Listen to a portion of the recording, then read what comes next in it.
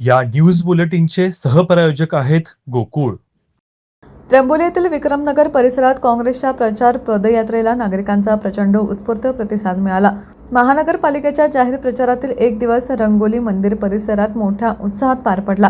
या पदयात्रेत काँग्रेस नेते आमदार सतेज पाटील यांच्यासह स्थानिक उमेदवार प्रवीण केसरकर व इतर प्रभागातील कार्यकर्ते मोठ्या संख्येने सहभागी झाले होते.